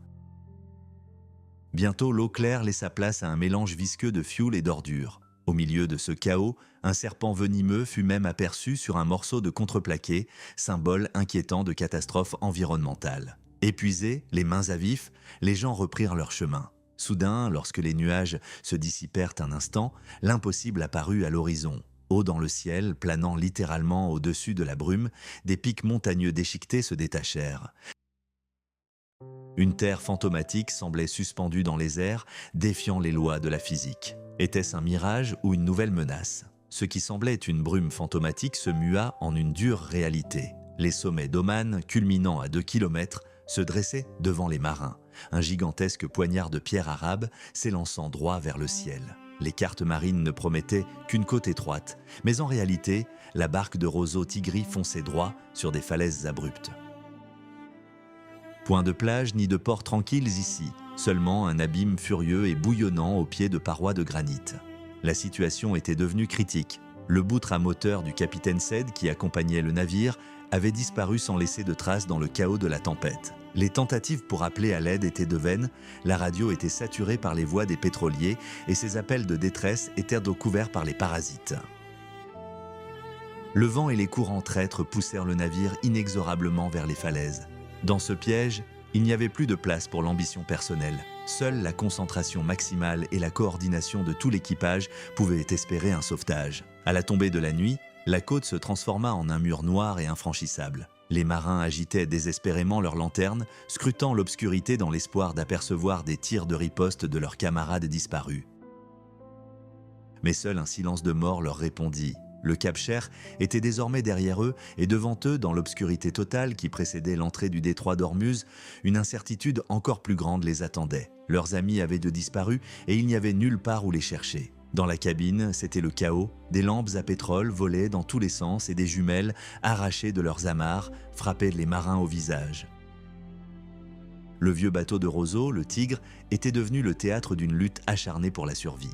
Pour maintenir le cap dans l'obscurité la plus totale, l'équipage devait se livrer à des acrobaties périlleuses. Les timoniers, littéralement suspendus au-dessus du vide, tentaient désespérément de maîtriser les lourdes rames, tandis que les articulations en bois de la structure grinçaient d'un crissement félin. Chaque vie était en jeu. Soudain, un rayon de lumière tant attendu jaillit dans l'obscurité, le phare du détroit d'Ormuz. C'était une victoire décisive sur les éléments. Le Tigre s'engagea dans la voiture maritime la plus fréquentée de la planète. Des superpétroliers géants vrombissaient à leurs côtés, comme s'ils reconnaissaient en cette frêle embarcation de Roseau leur égal. Un puissant courant emporta le bateau hors du golfe vers les eaux calmes et limpides d'Oman. Cependant, leur triomphe était assombri par une profonde angoisse. Derrière eux, dans la grisaille de la tempête, le navire d'escorte avait disparu sans laisser de traces. Rachad, le plus jeune et le moins expérimenté de l'expédition, était resté à bord. La route vers le large de l'océan Indien était enfin dégagée, mais abandonner son camarade pris au piège aurait été une trahison de l'essence même de leur mission. Les recherches devaient se poursuivre à tout prix. La tempête était enfin passée. Le Tigre glissait sur la surface miroitante d'Oman, comme dans un conte de fées. Ici, au royaume des moussons, même les paquebots géants semblaient moins menaçants que de simples décorations de fête. Mais la plus grande victoire était encore à venir. Un navire familier apparut derrière les rochers côtiers. Rachad et son équipage avaient miraculeusement survécu et étaient rentrés chez eux. Les retrouvailles coïncidèrent avec le réveillon du Nouvel An. Un festin incroyable fut organisé sur le pont du bateau de Roseau. Les réserves secrètes de Yuri Senkevich furent mises à contribution. Véritable nourriture spatiale en tube, caviar et champagne glacé. Sous le fin croissant de lune sumérienne, l'équipage célébra sa percée dans l'océan, ignorant que le silence de la nuit était trompeur. À 2h30 du matin, le calme fut déchiré par le grondement d'un moteur. Un projecteur aveuglant illumina le flanc du Tigre, suivi de la lourde proue d'acier du navire étranger. Des ordres brutaux jaillirent des ténèbres. De féroces pirates sévisèrent dans ses eaux et l'équipage se prépara au pire. Cependant, les visiteurs indésirables se révélèrent être des gardes frontières omanais stupéfaits. Les patrouilleurs restèrent figés, mitraillettes à la main, incapables de comprendre ce qu'ils venèrent de voir. Droit sur eux, tel un fantôme doré, venu d'un autre temps, une barque de Roseau émergea de la nuit. Ces eaux n'avaient rien vu de pareil depuis 1000 ans. Stupéfaits, les gardes frontières battirent en retraite, terrorisés, dans l'obscurité. Surgissant de la nuit, des cris furieux résonnèrent devers eux, et le pont de la barque de Roseau grouille d'hommes barbus. Les Omanais étaient persuadés d'avoir rencontré une embarcation fantomatique, peuplée de véritables démons. Étonnamment, la structure ancestrale résista à l'éperonnage du bateau d'acier. Les roseaux, séchés au soleil et imbibés d'eau salée, firent office d'amortisseurs efficaces. Le Tigris s'en sortit avec seulement quelques planches arrachées. L'équipage se trouvait désormais face à un choix crucial. Mettre le cap à l'est, vers la mystérieuse civilisation de l'Indus, ou virer au sud, le long des falaises brûlées par le soleil d'Oman. L'excitation de l'exploration les gagnait. Des rumeurs incroyables circulaient. Une ziggoura, une pyramide à degrés sumérienne, aurait été découverte dans les sables d'Oman. La science officielle jugeait cela impossible, car de tels géants n'avaient jamais été trouvés aussi loin de la Mésopotamie. Mais la tentation de percer ce grand mystère l'emportait sur toute raison. La proue de la barque de Roseau mit le cap au sud. Les voyageurs décidèrent de tout risquer pour vérifier une légende qui pourrait à jamais bouleverser l'histoire du monde antique. En doublant le cap, le Tigris se retrouva plongé dans un véritable enfer d'acier et de fioul. Au lieu d'un port paisible, l'expédition se retrouva au cœur d'une voie maritime très fréquentée. D'énormes pétroliers filaient à toute allure, tels des gratte-ciel flottants, leurs vagues puissantes transformant la vie à bord de la barque en un supplice. Rien à voir avec le doux bercement de l'océan. Le navire tanguait et se retournait comme une torpilleuse furieuse, secouant littéralement l'équipage et brisant les supports en bois. La nuit, l'équipage devenait un phare vivant, braquant désespérément ses lampes torches sur les voiles pour éviter que les géants d'acier ne les écrasent dans l'obscurité. Les difficultés matérielles furent aggravées par des pressions extérieures. Les autorités omanaises interdirent le débarquement et le consortium de radiodiffusion imposa un veto strict sur la diffusion libre des ondes. Les chercheurs se retrouvèrent étrangement isolés au milieu de plancton phosphorescent et de nappes de pétrole. Même une tentative d'achat de nourriture auprès des habitants se transforma en un audacieux vol. Après avoir pris l'argent, les pêcheurs disparurent tout simplement en mer. Le Tigre était gelé près des îles Souadi, remorqué comme un prisonnier d'honneur. Des plages dorées et des montagnes envoûtantes étaient à portée de main, mais le chemin pour y accéder était bloqué non seulement par des récifs coralliens, mais aussi par les dures lois du monde moderne. L'expédition fit une halte près des pittoresques falaises d'Oman, mais la côte demeurait inaccessible. Tandis que les diplomates étaient de plonger dans des négociations tendues, l'océan leur réserva une surprise. L'eau se remplit de milliards de particules blanches semblables à du papier détrempé. Cette étrange neige sous-marine était si dense qu'elle masquait complètement le fond marin et les chaînes d'encre. Le Tigris avait à peine hissé ses voiles qu'une vedette de police apparut à l'horizon. L'officier salua d'un geste amical, mais un instant plus tard, tel un rhinocéros enragé, le bateau percuta le Tigris. Le choc frappa le bateau en plein cœur, la coque en roseau craqua sous la force de l'acier, projetant les hommes à terre, et les vedettes, sans même ralentir, disparurent dans le brouillard. Bientôt, une réponse radio expliqua tout, le débarquement avait été interdit en raison de la présence d'un Russe à bord. À une époque d'intrigue politique, un simple passeport avait transformé une mission scientifique en affaire nationale. Oman était un pays fermé où le sultan Qaboos entamait à peine sa modernisation prudente. Ce n'est que de nuit que le bateau entra dans le port de Mascate. À l'aube, l'équipage se retrouva au milieu d'une forêt de mâts, entourée de centaines de navires peints venus d'Asie et d'Afrique. Dans les effluves d'épices et parmi les vestiges d'anciennes forteresses, l'équipage fut saisi d'effroi. Le sort de l'expédition reposait désormais sur la décision personnelle du sultan. La situation dans le port de Mascate s'envenimait, tandis que la barque de Roseau tanguait entre les navires marchands, elle fut encerclée par la police fluviale. Les officiers, coiffés de turbans, affichaient une politesse ostentatoire, mais leur méfiance frôlait la paranoïa. Les services secrets étaient persuadés qu'une soute secrète était dissimulée sous le pont de Roseau. Les inspecteurs retournaient littéralement les matelas à la recherche de matériel d'espionnage ou de marchandises de contrebande. L'appréhension laissa place au désastre. Lors de la tentative d'amarrage, le lourd navire ne parvint pas à franchir l'étroit chenal. Un fracas sinistre retentit lorsque la poupe heurta violemment le quai en béton, brisant les imposantes rames de gouvernail. Tandis que l'équipage s'affairait à réparer les dégâts, la nouvelle tant attendue arriva. Le sultan Qaboos avait personnellement signé l'autorisation. Mais à une condition stricte, le moindre mouvement des étrangers serait surveillé par les services secrets. À terre, l'équipage semblait transporté à l'époque biblique. De vieux hommes sévères, des poignards courbes glissés à la ceinture et des visages tout droits sortis de fresques antiques. Mais la plus grande surprise restait à venir. Un archéologue italien révéla une mystérieuse découverte dans les montagnes. Une structure rappelant étrangement les ziggourats sumériennes. L'expédition se dirigea aussitôt vers l'intérieur des terres. En quelques heures, le monde moderne avait complètement disparu. Dans les monts El Hamra, le temps s'était arrêté. Ni électricité, ni communication, seulement la pierre brûlante et les ombres d'un passé glorieux. Dans les monts El Hamra, le temps semble s'être arrêté. Parmi les maisons de terre couleur moutarde, des femmes à l'allure royale transportent encore des cruches jusqu'aux aqueducs, et des anciens, armés de poignards d'argent, ressemblent à des sages sortis de fresques antiques. Mais l'expédition poursuit sa route, s'enfonçant toujours plus profondément dans le désert aride du Wadi el-Jiti. Là, parmi les arbres épineux et les lits de rivières asséchées, une véritable sensation attendait les explorateurs. Un immense monticule artificiel se dresse au beau milieu de la plaine. Il ne s'agit pas d'un simple amas de rochers, mais d'une pyramide à degrés, parfaitement orientée selon les points cardinaux. Une ziggourate mésopotamienne en plein cœur de l'Arabie se dévoilait sous mes yeux. 4 terrasses massives et une rampe pavée semblable à celle de Mésopotamie ou du lointain Mexique. Jusqu'alors, la science pensait qu'une telle construction était impossible ici. La réponse était à portée de main. Le sol alentour était littéralement jonché de scories multicolores, rouges, vertes, violettes. C'étaient les vestiges d'immenses mines de cuivre. Pendant des siècles, d'anciens mineurs avaient extrait le métal des profondeurs, laissant derrière eux des montagnes semblables à des dents cariées. Tout s'éclairait, les Sumériens étaient devenus ici pour le cuivre, érigeant leur temple à l'endroit même où s'était forgée la grandeur de leur civilisation.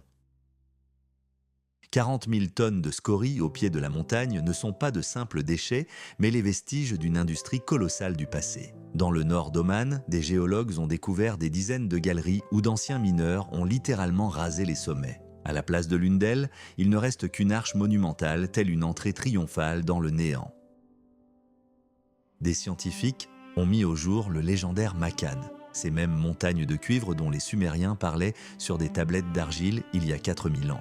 Les archives de Ur contiennent des reçus, tissus et huiles en échange de métal provenant de Makan. Mais la preuve décisive fut l'analyse chimique. De rares traces de nickel, présentes spécifiquement dans le minerai omanais, ont été retrouvées dans des épées de bronze sumériennes.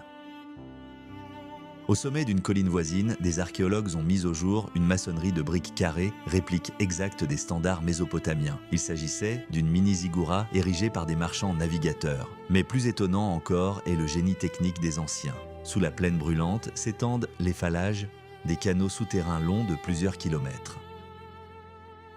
Les bâtisseurs les ont construits avec une précision chirurgicale, forçant l'eau à s'écouler à travers montagnes et déserts. Oman était bien plus qu'une simple mine. C'était un véritable centre technologique, sans lequel la grandeur de la Mésopotamie aurait été impossible. Les anciens systèmes d'irrigation de Dilmun, comme ceux de Makan, étaient solidement enfouis sous le sable. Il ne s'agissait pas d'un phénomène naturel, mais du fruit d'un calcul d'ingénierie précis.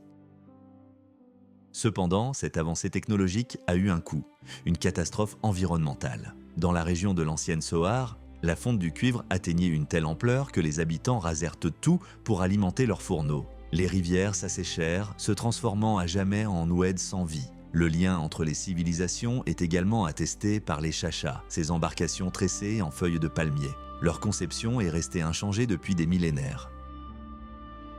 C'est à bord de telles embarcations, reproduites selon les canons sumériens, que les marins décidaient d'affronter les éléments. Quitter le port se transforma en une lutte pour la survie. 50 tonnes de roseaux gorgés d'eau, l'équivalent de 10 éléphants, étaient entassés à une hauteur vertigineuse. 8 rameurs seulement tentaient désespérément de déplacer l'immense embarcation, poussée par un vent de face vers les brise-lames en béton. L'expédition frôla la destruction à quelques centimètres près. Le flanc du navire passa à quelques centimètres seulement des rochers acérés, manquant de peu de l'écraser. Ce n'est que lorsque la voile se gonfla enfin que le géant de roseaux prit vie et prit le large. Le voyage vers l'est, jusqu'aux côtes du Pakistan, ne faisait que commencer. Une fois en haute mer, le tigre géant des roseaux tomba aussitôt dans un piège mortel. Au lieu de la paix originelle, il y avait les parois d'acier des superpétroliers et le rugissement assourdissant des moteurs. L'embarcation, impuissante, se débattait dans les remous boueux, évitant de justesse les collisions. Une nuit, seule une réaction rapide sauva l'expédition. Un immense vraquier passa à quelques mètres, manquant de peu de réduire en miettes le fragile navire. Pendant ce temps, un grave conflit interne se préparait à bord. La caméra du caméraman Norris était hors service, et sans possibilité de filmer, l'expédition semblait vaine. Tandis que l'opérateur radio cherchait frénétiquement des secours via Bahreïn, l'océan se montrait impitoyable. D'énormes poissons étaient ressortis de l'eau et des requins de 2 mètres de long rôdaient sans cesse à l'arrière, s'attaquant même aux bouées de sauvetage. Bientôt, la chance tourna. Un vent de face poussa le tigre vers le sinistre cap Ras Al Daoud. Dans l'épais brouillard, cette falaise lugubre ressemblait à une gigantesque pierre tombale surplombant un caveau dans une vallée déserte. Les éléments poussaient inexorablement le pont de Roseau vers les falaises abruptes. Pour éviter d'être réduit en miettes sur les rochers, l'équipage fut contraint de prendre des risques extrêmes. Ils firent de demi-tour et replongèrent volontairement dans le chaos de la voie maritime où les navires d'acier de plusieurs tonnes ne pardonnent aucune erreur. Dès que le Tigre s'enfonça dans le trafic maritime intense, le vent tomba traîtreusement. La barque de Roseau se retrouva immobilisée, prise au piège entre les monstres d'acier. Des pétroliers de plusieurs tonnes filaient à toute allure, soulevant des vagues si violentes que le fragile pont faillit se briser en 1000 morceaux. Mais le véritable cauchemar commençait la nuit. Dans l'obscurité totale, les lumières des navires se transformaient en pièges mortels. Les lanternes à pétrole de la barque s'éteignaient sans cesse, et sur les passerelles de ces géants modernes, personne ne s'attendait à croiser un navire venu d'un passé lointain. D'abord, un remorqueur émergea du brouillard. L'équipage évita de justesse le câble d'acier retenant la lourde barge, puis ce fut un autre coup dur. L'énorme vraquier passa si près que l'équipage sentit la chaleur de la salle des machines et l'odeur âcre du pétrole sur leur peau. L'averse tropicale aveugla leur radar, transformant la traversée en une lutte pour la survie. Lorsque deux faisceaux lumineux apparurent au loin, les marins décidèrent de se précipiter entre eux. Ce n'est qu'au dernier moment que l'effroyable réalité les frappa. Il s'agissait de la proue et de la poupe d'un seul et même pétrolier surpuissant. Entre elles gisaient des centaines de mètres d'acier noir dissimulés sous l'eau. Ayant échappé de justesse à la mort, l'équipage comprit. Rester sur cette voie maritime, c'était mourir. Le Tigris mit le cap sur le large, loin du monde des robots de fer. La radio était muette, transformant le Tigris en un navire fantôme.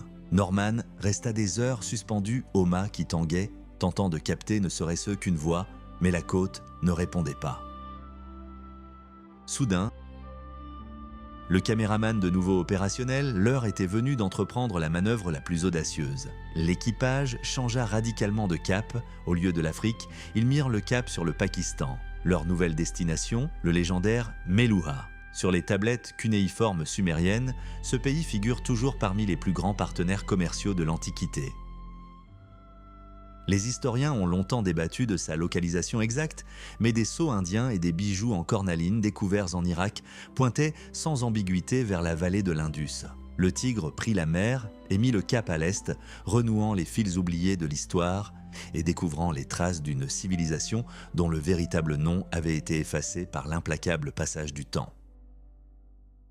D'anciennes tablettes désignaient cette terre sous le nom de Meluha, mais ses habitants se nommaient probablement eux-mêmes Mleha. Afin de rétablir les échanges commerciaux de l'âge du bronze, le Tigre mit le cap à l'est.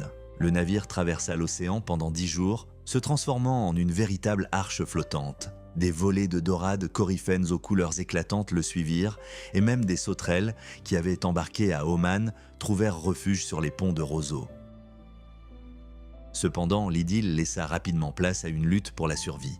D'abord, une violente bourrasque déchira la grand-voile, laissant l'embarcation dériver, impuissante, à la merci des courants pendant 32 heures. Puis, la coque se couvrit de balanes acérées, lacérant la peau des plongeurs jusqu'au sang. La côte abrupte du Makran apparut alors à l'horizon, une terre de hauts fonds traîtres et de volcans sous-marins capables de bouleverser la topographie des fonds marins en une nuit. Une véritable épreuve attendait l'équipage au large de Karachi. Des nuages noirs éclatèrent en un déluge d'éclairs et un vent violent faillit faire chavirer la frêle embarcation. Les marins épuisés luttaient pour maîtriser la vergue qui s'agitait frénétiquement, tandis que le Drakkar était ballotté par les vagues gigantesques. Pour éviter que le navire ne se brise, en 1000 morceaux, ils durent ferler les voiles et dériver à l'aveuglette. Devant eux s'étendait la côte de Makran, une terre aride où, 4000 ans auparavant, la civilisation de l'Indus avait établi ses avant-postes pour se défendre contre les invasions maritimes. Bientôt, un malaise s'était comme... Les éléments, tels des forces de la nature, enfoncèrent l'embarcation plus profondément dans l'immense baie inconnue. L'équipage jeta précipitamment l'ancre, mais celle-ci glissa inutilement sur le fond sableux. La tempête redoubla d'intensité et les communications radio devinrent désespérément muettes. Tandis que le bateau dérivait lentement vers les vagues, un spectacle incroyable digne d'un autre siècle se déroulait sur le rivage. des caravanes de chameaux passaient tranquillement devant des dunes étincelantes. Les chameliers coiffés de turbans et les femmes vêtues de vêtements aux couleurs vives ne jetèrent même pas un regard aux étrangers en détresse. Un banc de flamants roses zébrait le pont, déchirant le ciel plombé. Le grondement des vagues s'intensifiait et les profondeurs sous la quille semblaient se fondre sous nos yeux. Une partie de l'équipage partit explorer et disparut sans laisser de traces dans le linceul gris de la pluie.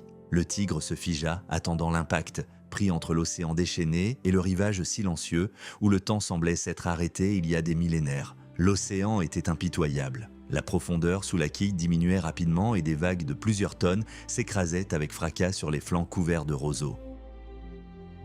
La structure ancestrale du Tigre résistait miraculeusement à l'impact.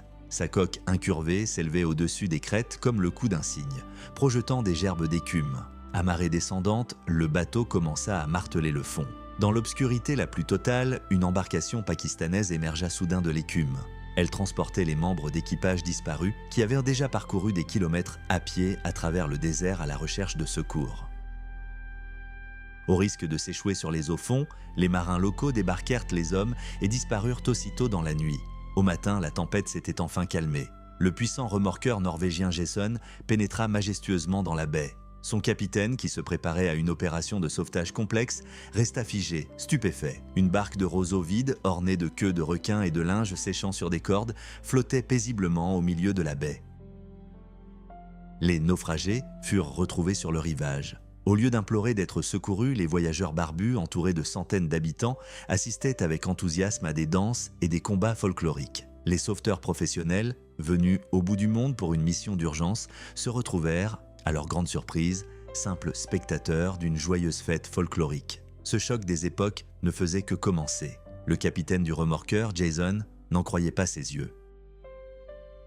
Il venait de sauver un vapeur grec en train de couler et se précipitait pour répondre à un appel de détresse lorsqu'il découvrit l'équipage du Tigris en pleine fête populaire. Quelques heures plus tôt, c'était encore l'enfer. Des éclairs déchiraient le ciel noir et la barque de roseaux était ballottée par les vagues au son du grondement furieux de la tempête. Les marins s'étaient endormis tout habillés, sans savoir si les ancres tiendraient bon. Le matin apporta un silence soudain. La côte pakistanaise les accueillit sous un soleil éclatant. C'était Makran, la légendaire Meluha, où le temps s'était arrêté il y a 5000 ans. Les voyageurs débarquèrent sur une plage déserte jonchée de poteries anciennes et de mystérieux fossiles. Le village d'Ormara semblait être un portail vers un passé lointain. Ces huttes de roseaux étaient la réplique parfaite des habitations des anciens Sumériens. Le bazar exigu embaumait les épices orientales et le requin séché. Au milieu de la foule coiffée de turbans, un fou brandissant un sabre courbe surgit soudain et accomplit son rituel terrifiant. Mais cela n'inspirait pas la peur, seulement une certitude. Si la civilisation moderne s'effondre, ici, absolument rien ne changera. Ormara poursuivra son rythme ancestral, ayant survécu à plus d'un effondrement de grands empires. À Ormara, la vie s'écoule au rythme des lois implacables du passé. Derrière les palissades de feuilles de palmier, un spectacle terrifiant se déroule. Des hommes, pieds nus, foulent aux pieds les carcasses d'énormes requins, erraient dans la boue brune. Ils en extraient ainsi l'ammoniac avant de les sécher et de les expédier, lents et caravaniers, au cœur du pays. Des myriades de mouches s'agglutinent autour des têtes tranchées des prédateurs, formant d'épais masques bleu-noir grouillants. Mais derrière cette sauvagerie primitive se cache un savoir ancestral, presque oublié. Les artisans locaux imprègnent leurs bateaux d'huile de foie de requin. Ce secret d'étanchéité est mentionné dès l'épopée de Gilgamesh, lorsque le Noé sumérien mythique construisit sa légendaire arche de roseaux. L'apparition de cette embarcation insolite suscita l'étonnement des gardes-frontières pakistanais. Tandis que d'étranges conversations radio concernant des réserves d'eau superflues se poursuivaient, l'équipage prit une décision cruciale. Afin d'éviter de mettre en péril la fragile embarcation dans des eaux imprévisibles, le Tigris fut pris en remorque. Le puissant navire, le Jason, remorqua la barque de roseaux le long de la côte de Makran, en direction du port animé de Karachi. Les voyageurs se hâtèrent vers leur destination principale, les majestueuses ruines de Mohenjo-Daro. Cette terrifiante et mystérieuse colline des morts était une métropole antique, florissante, grouillante de vie il y a près de 4000 ans. Cependant, son véritable nom a été à jamais effacé de la mémoire collective. Pendant des siècles, La colline des morts a gardé ses secrets sous une épaisse couche de sable, jusqu'en 1922, date à laquelle des archéologues firent une découverte incroyable. Devant eux s'étendait Mohenjo-Daro, une métropole étonnamment en avance sur son temps. C'était une ville phénoménale, construite selon un plan d'ingénierie rigoureux. Des avenues parfaitement rectilignes, des quartiers clairement délimités et des bâtiments en briques massives. On n'y a pas à trouver de palais de tyrans fastueux, mais un système d'égouts sophistiqué et des bains publics dotés d'une isolation en asphalte unique. Un niveau de confort urbain qui ne devint la norme que des millénaires plus tard. Les habitants de ce centre du monde antique, la mystérieuse Meluhha, étaient des artisans d'une grande habileté. Ils fondèrent le bronze, taillaient les pierres précieuses et passaient même leur temps à jouer au dé, des jeux presque identiques aux dés modernes. Mais il y a environ 3500 ans, la vie ici s'est brutalement arrêtée. Une série d'inondations catastrophiques ou une invasion fulgurante d'Ariens nomades a effacé cette civilisation de la surface de la Terre à jamais. Qui étaient véritablement les créateurs de ce miracle et où ont-ils puisé leur savoir phénoménal ? Les réponses demeurent encore jalousement enfouies dans les profondeurs inexplorées de la vallée de l'Indus. La puissante civilisation de la vallée de l'Indus n'est pas apparue par hasard. Elle a littéralement fait irruption dans l'histoire il y a 5000 ans, surgissant aux côtés des grandes dynasties d'Égypte et de Sumer. Tandis que les sceptiques recherchent des traces d'extraterrestres, les archéologues découvrent quelque chose d'encore plus impressionnant.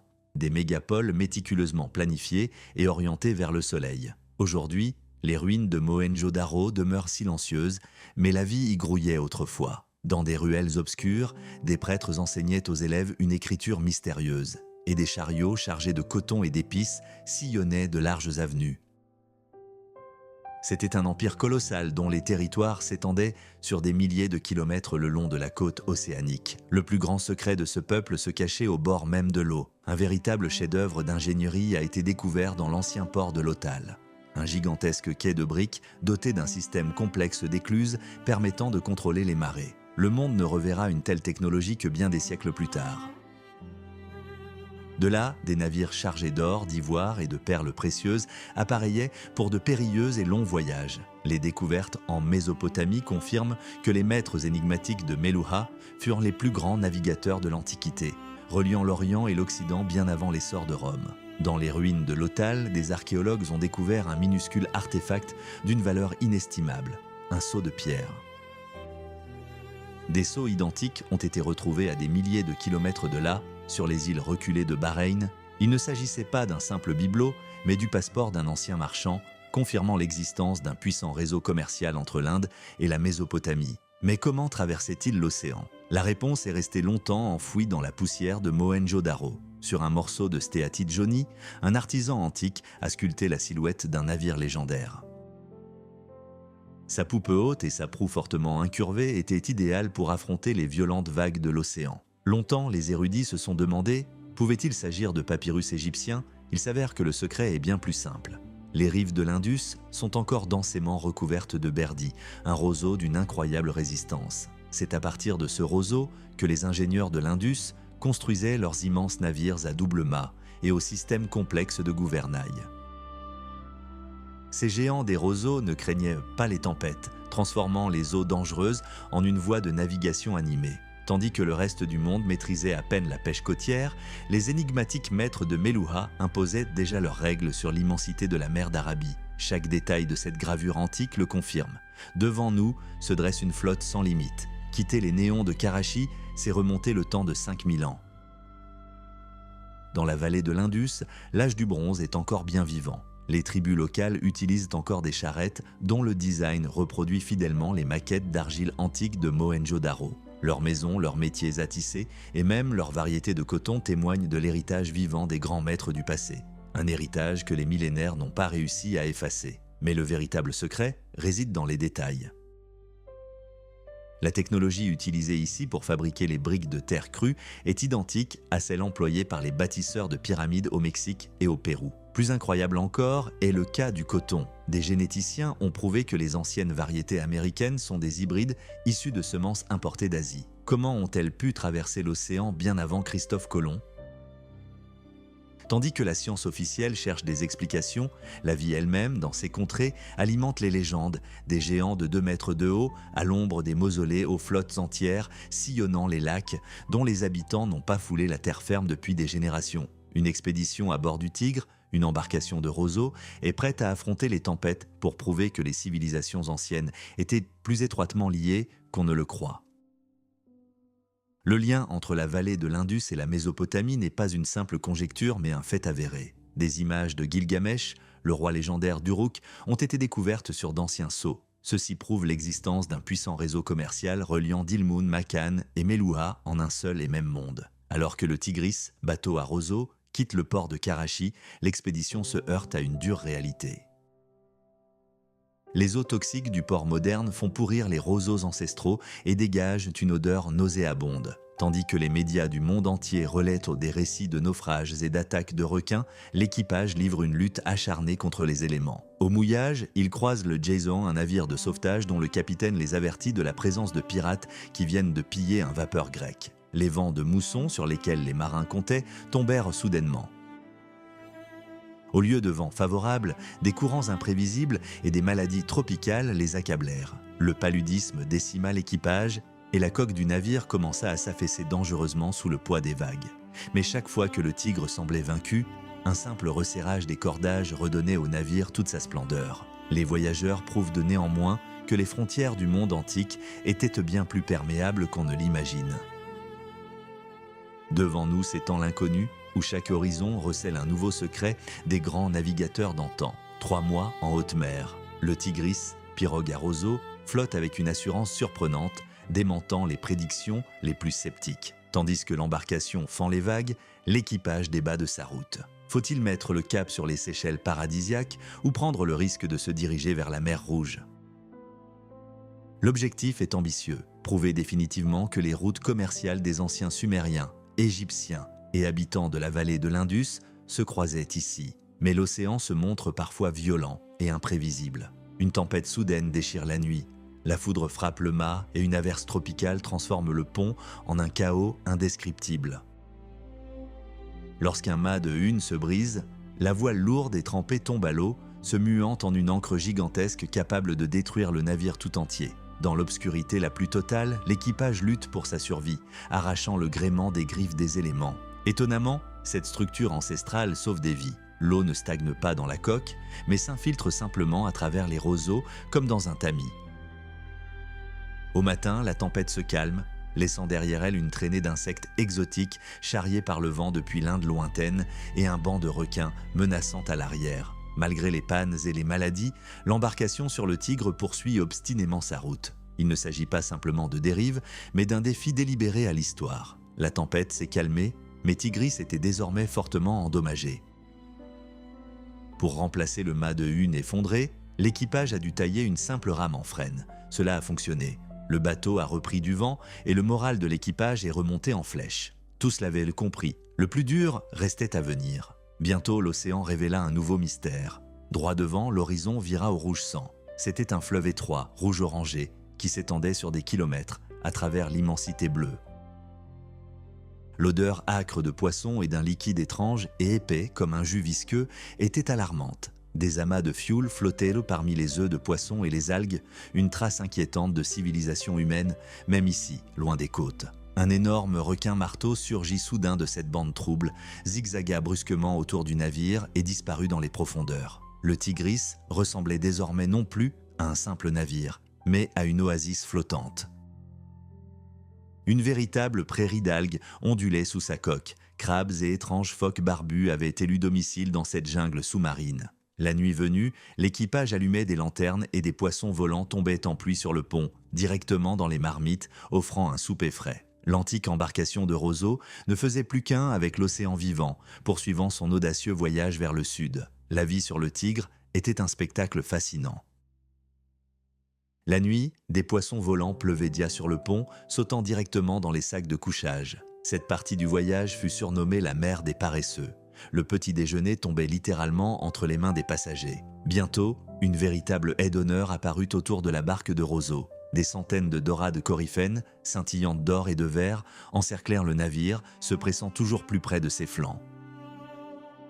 Le jour, elle s'ébattait sur la crête des vagues et la nuit, elle se transformait en fantôme pâle. Des éclairs de plancton phosphorescents métamorphosaient leurs mouvements en une danse de comètes sur l'abîme noir. Mais cette idylle océanique était trompeuse. Un requin-marteau de 3 mètres surgit soudain des ténèbres telle une torpille vivante. Le prédateur sema la terreur parmi les flots ordonnés, dévorant ses victimes sur son passage. La rencontre la plus terrifiante eut lieu à l'aube, lorsque le monstre fit surface juste sous les latrines arrière. Un des membres d'équipage se figea, fixant les yeux froids qui pointaient au sommet de son absurde tête en forme de marteau. Une ombre grise gigantesque passa à quelques centimètres sous ses pieds, manquant de le faire chuter de son perchoir précaire. L'océan lui rappela une fois de plus « La civilisation est impuissante ici ». Le requin-marteau ne se contentait pas de tourner autour, il attaquait. L'équipage l'a ferré avec un crochet puissant et le cauchemar a commencé. Le monstre de 3 mètres de long a fait tournoyer la barque de roseau comme un jouet, frappant furieusement le fond de roseau de sa queue. Lorsque le plongeur est redescendu dans le panier, le requin avait disparu, mais il avait déjà enfoncé l'acier profondément dans la coque. Peu à peu, la peur des ombres de l'océan s'est estompée. Les prédateurs sont devenus des compagnons constants. On leur donnait des restes, prenant leur rictus figé pour des sourires amicaux. Mais une telle insouciance a failli leur être fatale. Un jour, un énorme mangeur d'hommes a surgi des profondeurs visant la jambe d'un marin. Seuls des réflexes fulgurants ont sauvé l'homme d'une mort certaine. Plus tard, un caméraman s'est retrouvé piégé. Le requin tournait en rond sous lui, remontant en spirale des abysses. Il a réussi à sauter sur le pont une seconde avant que l'animal ne bondisse. Sous la quille, la vie grouillait encore, des carangues aux couleurs éclatantes et des balistes aux allures comiques grignotaient tranquillement des algues sur le flanc du bateau. Tout semblait paisible, mais dans l'océan, la frontière entre observateurs et proie disparaît instantanément. Des créatures à l'esprit ingénieux se cachaient sous la quille du bateau.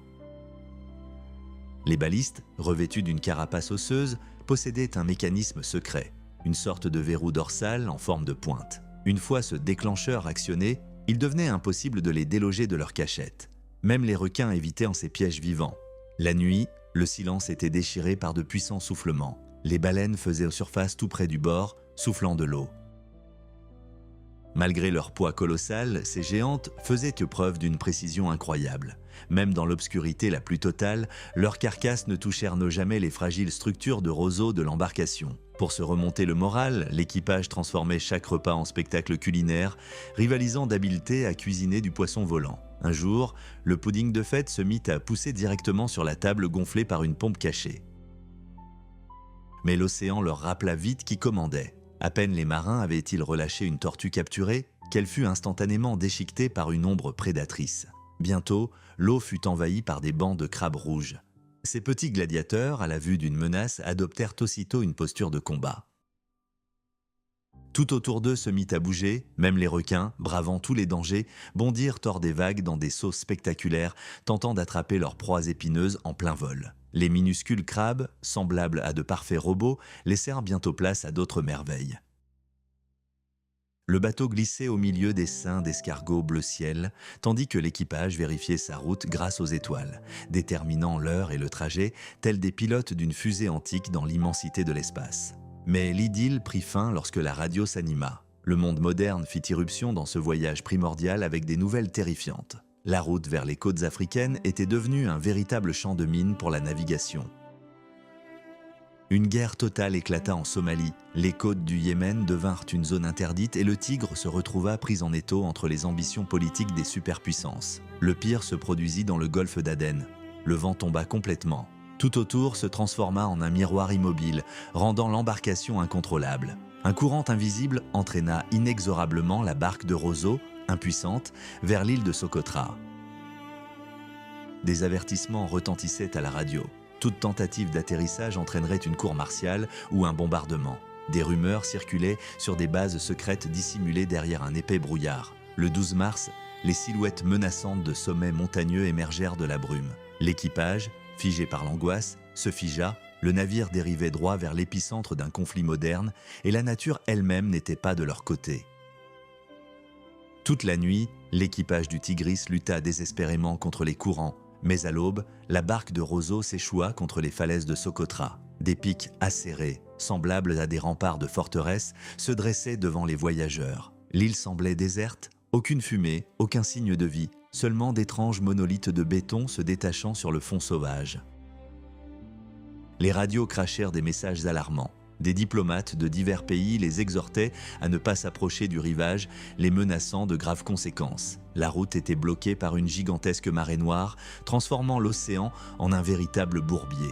Un bateau chargé de carcasses de requins surgit soudain dans ce désert de pétrole. Des pêcheurs firent signe aux marins de regagner le port, leur assurant que des alliés et un accueil chaleureux les attendaient sur l'île.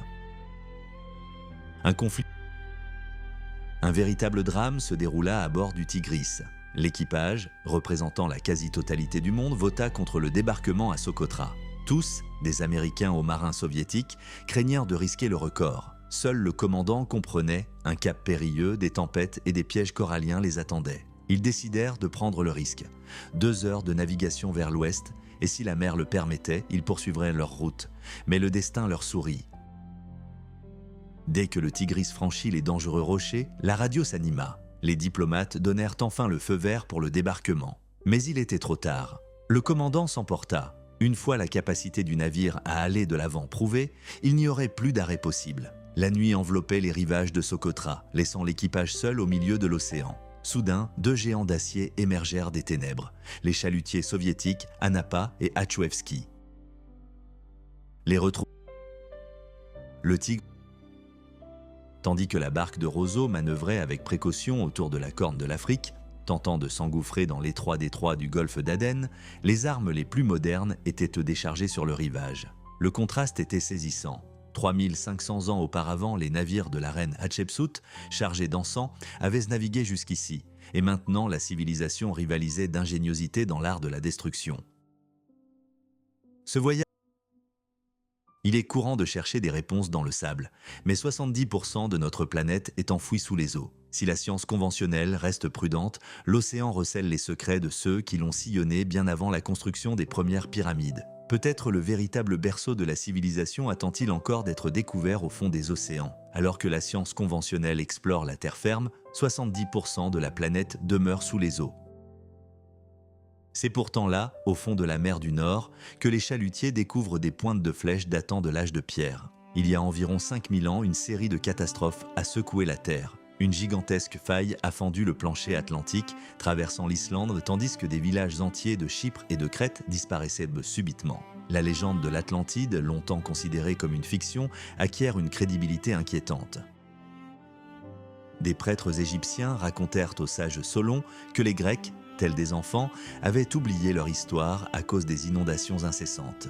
Ils décrivirent un vaste empire au-delà des colonnes d'Hercule, englouti par les flots en un seul jour. À l'autre bout du monde, les Aztèques et les Mayas ont préservé les légendes de leur patrie ancestrale, Aztlán, engloutie par les profondeurs de l'océan. Étonnamment, le calendrier maya débute le 12 août 313 avant Jésus-Christ.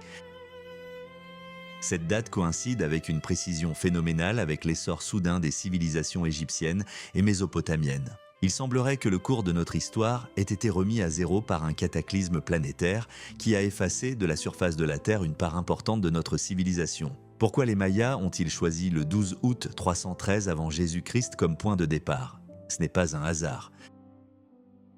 Cette date coïncide avec l'apparition de Kukulkan, le dieu blanc, barbu, venu de l'Atlantique. Son symbole, un serpent à plumes, se retrouve partout, des pyramides mexicaines aux sceaux sumériens en passant par les fresques égyptiennes. Tout indique qu'il y a 5000 ans, l'humanité a non seulement entamé son périple, mais a aussi émergé des cendres d'une catastrophe planétaire. En mars 1978, le Tigris, une pirogue à roseaux, empruntait ces mêmes routes ancestrales. L'équipage était hanté par de terrifiants présages. Une éclipse lunaire totale et un oiseau de guerre perché sur le mât. Bientôt, le mystère laissa place à une réalité encore plus brutale. Des avions de chasse rasèrent le ciel et des hélicoptères d'attaque le sillonnaient. L'expédition atteignit le golfe d'Aden, mais se heurta à une ironie amère. Les explorateurs avaient prouvé que les anciennes routes maritimes avaient uni les peuples, mais le monde moderne avait fermé ses frontières. Le berceau de la civilisation, où l'écriture avait vu le jour 5 millénaires plus tôt, résonnait désormais d'explosions. Le progrès n'avait fait qu'affûter l'art de tuer, transformant l'acte final du grand voyage en une confrontation avec la brutalité du présent. Le Tigris flottait encore en toute sécurité, mais une guerre majeure lui barra la route. L'expédition se retrouva bloquée à Djibouti, une minuscule île neutre au milieu d'une région en proie aux flammes. L'équipage était confronté à un choix déchirant, abandonner le bateau à la pourriture dans le port ou le vendre à des profiteurs. Mais Thor Heyerdahl choisit la troisième option. 11 hommes, issus de systèmes politiques belligérants, prouvèrent qu'ils pouvaient vivre en paix sur un pont exigu tandis que les dirigeants des grandes puissances se partageaient la planète. Un dernier message fut envoyé au siège de l'ONU. Le Tigris deviendrait un flambeau de protestation contre la folie et la course aux armements. Au coucher du soleil, alors que le soleil disparaissait derrière les montagnes africaines, l'équipage abandonna le navire. Bientôt, l'ancienne embarcation de Roseau s'embrasa, se transformant en un gigantesque brasier à l'entrée de la mer Rouge. C'était un adieu non seulement à un navire, mais aussi à l'espoir d'un avenir plus serein. L'océan qui reliait jadis les grandes civilisations de Sumer, de l'Indus et d'Égypte est désormais témoin du monde moderne brûlant son passé. L'histoire du Tigre s'achève, nous laissant une leçon amère. Les anciens savaient de s'unir pour préserver la vie, tandis que nous ne sommes doués que pour nous détruire les uns les autres. Alors que les sceptiques considéraient l'océan comme un mur impénétrable, Thor Heyerdahl le transforma en voie de communication du passé. Il rejeta les idées reçues et prouva que les navigateurs antiques n'étaient pas confinés à leurs rivages. Du radeau de balsa de Kon-Tiki aux embarcations de Papyrus de Ra et à la barque de Roseau du Tigre, chaque expédition devint un phénomène mondial. Heyerdahl confirma par l'expérience que de fragiles embarcations de Roseau étaient incapables de conquérir l'Atlantique et de relier de grands empires. L'océan n'a jamais divisé l'humanité. Il a uni notre monde bien avant l'invention des cartes et des boussoles modernes.